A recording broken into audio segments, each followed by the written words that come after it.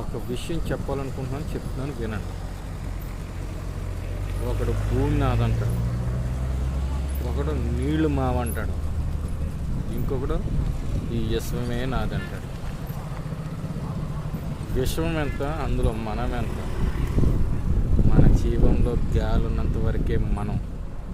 ఆ గాలి పోతే మన ఇంట్లో కొడుకు కానీ కూతురు కానీ ఆఖరికి మనం కట్టుకున్న పిల్లం కానీ 24 గంటలు దాటితే బయటికి కట్టి బయటికి పాడేస్తారు.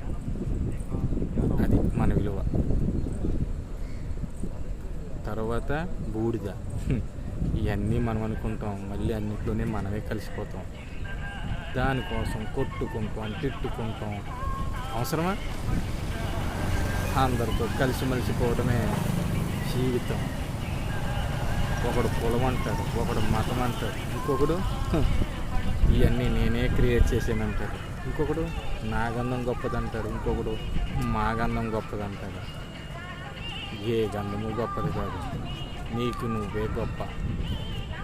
నువ్వు తెలుసుకున్న నాడే విశ్వంలో నీకంటే గొప్పడు ఇంకొకడు ఉండదు. కాబట్టి నిన్ను నువ్వు తెలుసుకుని ఎవరితోనూ గొడవలు లేకుండా ముందుకెళ్ళడమే జీవితం.